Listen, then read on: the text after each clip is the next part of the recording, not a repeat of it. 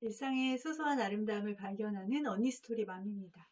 오늘은 제가 놀러 갔다 와서 목소리가 좀 약간 걸걸해진 것 같은데 그래도 생각나는 게 있어서 조금 정리해서 이야기를 나누려고 해요. 오늘은 이중 메시지에 대해서 제가 언제 한번 꼭 영상에 담고 싶었거든요. 그러니까 제가 학교 다닐 때도 이중 메시지에 대해서 공부하면서 굉장히 이제 그 부분에 대해서 생각을 많이 하게 됐고, 또 아이들을 기르면서 이중 메시지를 쓰지 말아야겠다라는 생각을 많이 했어요. 이중 메시지란 그 비언어적인 뭐 표정이나 실제 그런 마음은 그렇지 않은데 이렇게 말로는 굉장히 아무렇지도 않은 척, 때로는 화가 났는데 그렇게 얘기하지 않고 괜찮다고 얘기한다거나, 또 혼내줘야 되는 상황에서 뭐 웃으면서 그 사람 칭찬해 준다거나, 그러니까 실제 내가 하고 싶은 것과 겉으로 보여지는 것이 굉장히 차이가 나는 경우를 말을 하거든요. 그러니까 뭐 여러 가지 정의가 있겠지만 간단하게 설명을 한다면, 예를 들면 아이가 물을 쏟았는데 엄마가 이제 뭐 거기에 대해서 뭐 청소를 하라든지 아니면 같이 도와줄 수도 있지만 그게 칭찬받거나 괜찮은 일은 아니잖아요. 근데 아이에게 화가 실제로 났는데 그냥 아무렇지도 않으면서 표정은 막 일그러지는데 아이한테 말로는 잘했어 잘했어 막 그렇게 얘기하는 거예요. 그럼 아이는 처음에는 이게 굉장히 혼란이 올 수 있거든요. 실제로 내가 실수한 거는 물론 혼날 일은 아니지만 그래도 거기에 대해서 주의를 받을 수 있는 일이고 또 뒤처리를 해야 되는 부분이잖아요. 그리고 다음번에 조심해야 되는 부분인데 엄마가 거기에 대해서 실제로는 그렇게 말을 해줘야 되는 게 맞는데 그냥 괜찮다고 하면서 다음에 또 그러면 버럭 화를 낼 수도 있는 거고, 그리고 어떤 때는 아이한테 괜찮아 괜찮아 해놓고 어떤 상황에서는 엄마가 여러 가지로 기분이 안 좋거나 막 감정적으로 쌓였을 때는 아이한테 갑자기 바로 화를 난다든지 혼란을 많이 주는 방식이라는 생각이 들었어요. 저는 이제 사실 이중 메시지를 굉장히 연세 드신 분들이 많이 줘요. 예를 들면 뭐 시부모님이 주실 수도 있는 거고 또 엄마 아빠가 주실 수도 있는 건데, 저는 예전에 기억에 나는 게, 저는 사실 예전에는 좀 다른 사람 이렇게 생각을 많이 하다 보니까 항상 좀 조심성이 많았던 것 같아요. 그리고 혼나는 것도 싫어하고 약간 눈치 보는 것도 있었는데 점점 뭐 아들들도 기르고 또 심리학도 공부하고 또 내가 살려니까 그렇게 사는 게 너무 힘들더라고요. 그래서 그냥 어느 순간부터 굉장히 심플해진 거예요. 제가 그렇게 선택을 한 것 같아요. 그렇게 살고 싶기도 하고, 그렇게 사는 게, 그렇게 사는 방법 중에 하나가 그냥 내가 솔직해지는 것이 가장 그게 효과적인 방법이더라고요. 그러니까 전에 어떤 연세 많으신 분이 굉장히 대접받기를 좋아하시는 분이었어요. 항상 주변에 이렇게 대접받기 원하고 항상 이렇게 뭔가 챙김받기를 원하시는 분이었는데, 이제 그분하고 같이 기다리다가 엘리베이터를 이제 타려고 하는데 거기가 이제 한 5층 정도 높이였던 것 같아요. 정확하게 기억은 안 나지만.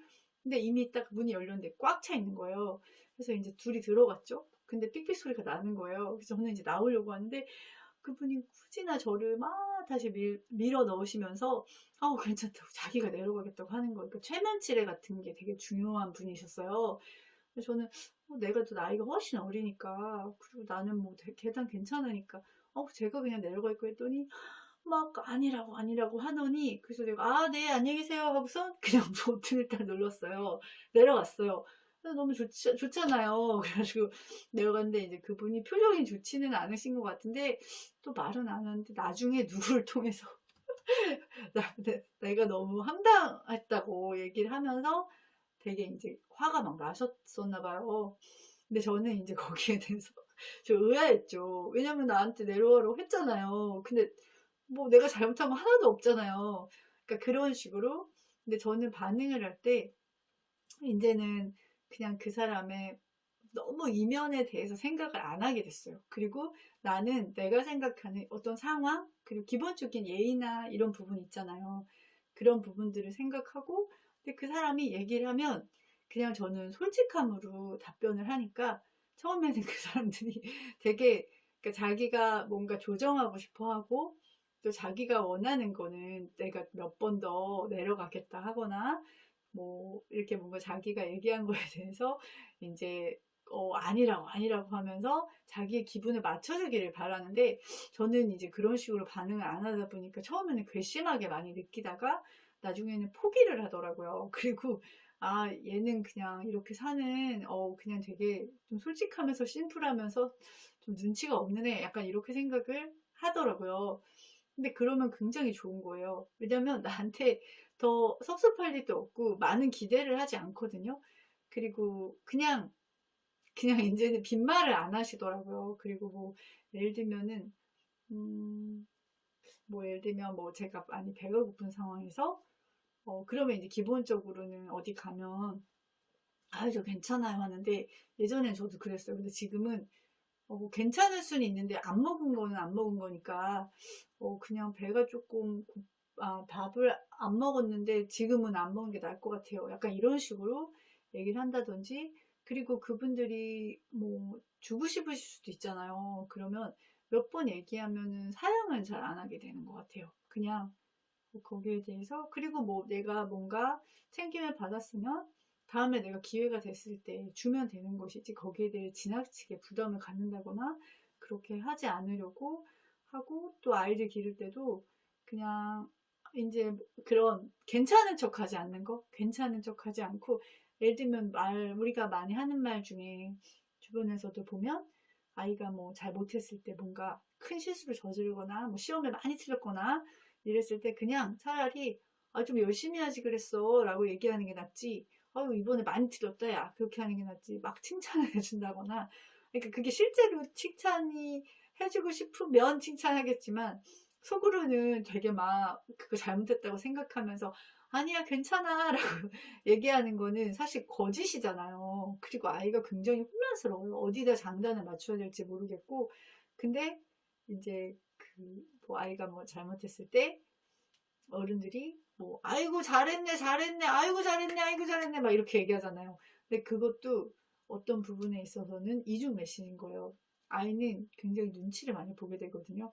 그리고 엄마 아빠가 하는 말에 자꾸 의중을 생각을 하게 돼요. 근데 그게 너무 지나치면 계속 내가 원하는 대답을 하는 게 아니라, 내가 하고 싶은 대답을 하는 게 아니라 엄마 아빠가 원하는 대답으로 계속 하려고 하게 되거든요. 그러면 자기의 마음과 내가 말하는 것과 너무나 격차가 커지잖아요.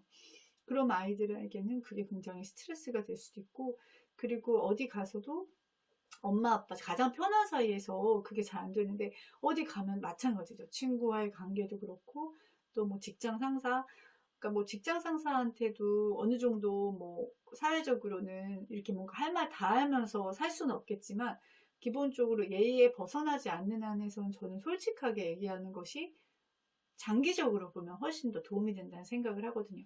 왜냐하면 그 사람들은 굉장히 자기 말에 따라 이렇게 휘둘리는 사람들을 굉장히 좋아하잖아요. 그리고 그런 사람들을 계속 자기 곁에 두면서 써먹으려고 하잖아요. 근데 그 안에 들어가는 게 굉장히 좋지 않은 일이라는 생각이 들고, 그리고 나 다음을 지킬 때 오히려 나중에는 그 사람들하고 잘 지내게 되더라고요. 왜냐면 그 사람들도 그냥 얘는 이제 나로서 인정을 해주다 보니까 서로 오해할 것도 없고 너무 편한 거예요. 물론 저를 굉장히 단순하고 그렇게 좀 속으로는 좀 찌찌찌 생각할 수도 있겠지만, 그래도 내가 정말 일부러 그런 게 아니거든요. 정말 솔직하게 대답을 한 것이고, 저는 그게 굉장히 많은 부분의 인간관계 복잡성을 단순화시키면서 굉장히 살아가는 데 있어서 되게 중요한 부분이라는 생각이 들어요.